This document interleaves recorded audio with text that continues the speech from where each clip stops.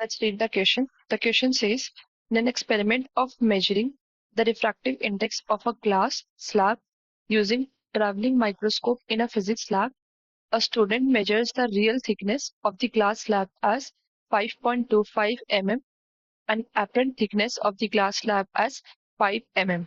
Traveling microscope has 20 divisions in 1 centimeter on main scale and 50 divisions on vernier scale is equals to 49 divisions on main scale. The estimated uncertainty in the measurement of the refractive index of the slab is x by 10 multiplied by 10 to the power minus 3, where x is the key concept is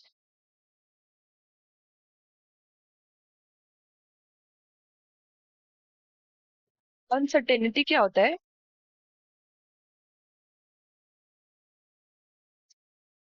Is the reported value that lie within the range of values which the true value is asserted to lie in. अभी let's say यहाँ पर हमने लिया y equals to a b by c. So अगर यहाँ पे uncertainty of error है y a b और c चारों में, so it will be written in the form of uncertainty as uncertainty in y upon actual value of y equals to uncertainty in a upon actual value of a plus uncertainty in b upon actual value of b plus uncertainty in c upon actual value of c. तो हम uncertainty in error को ऐसे represent करते हैं. Now question में दे रखा है vernier value and main scale value. So basically it relates with the least count. Least count basically smallest value होती है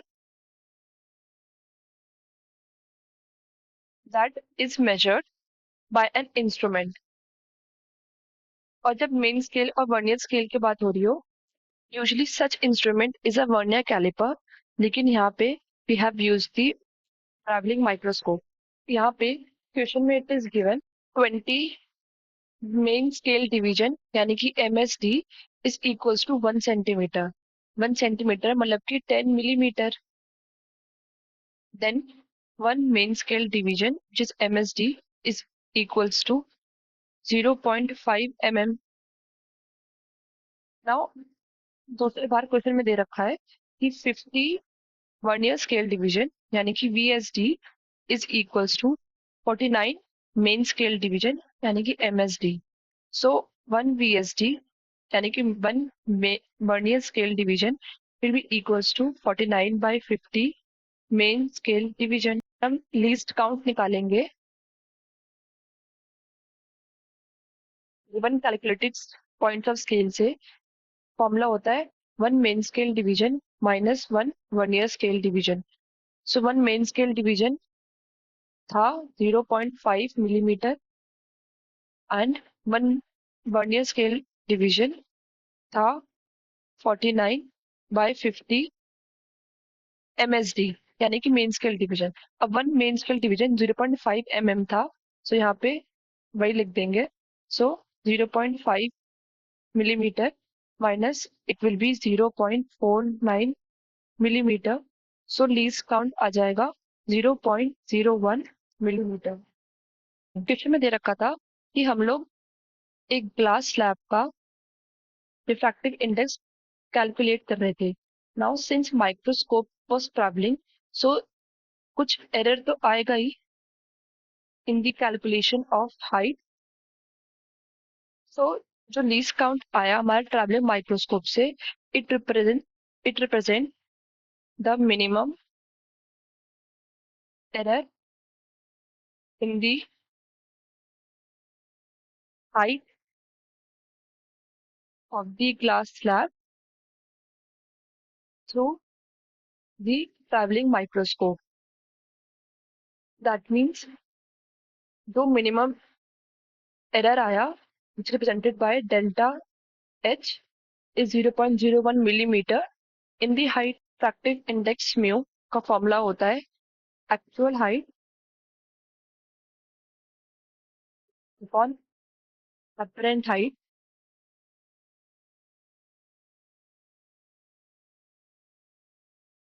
So actual height थी 5.25 और apparent height थी 5. So refractive index mu comes out to 1.05. Now ये हमने mu निकाला है पर इससे भी कुछ एरर आया था. सो हम अनसर्टेनिटी निकालने के लिए फॉर्मूला यूज करेंगे d mu upon mu is equals to d actual height, which is let's say h AC upon h AC, which is the actual height, plus uncertainty in height, which is apparent, upon apparent height, which is h APP. So अब अगर हम value put करें तो जो error आया था which is the least count वो दोनों हाइट के लिए सेम होगा क्योंकि एरर दोनों हाइट में ही आया होगा. That mean it is 0.01 upon actual height is 5.25 plus यहाँ पर भी 0.01 अपॉन 5 एंड जो एरर आया था रिफ्रैक्टिव इंडेक्स में अपॉन जो एक्चुअल आया 1.05. सो ऑन कैलकुलेटिंग जो एरर आता है रिफ्रैक्टिव इंडेक्स में it came out to be 4.1 multiply by 10 to the power -3. अब अगर उसे क्वेश्चन में ये भी फॉर्म के टर्म्स में लिखे then it will be 240/10 multiply by 10 to the power -3. So the final answer is the value of x is 41. Hope you understood it well. Best of luck.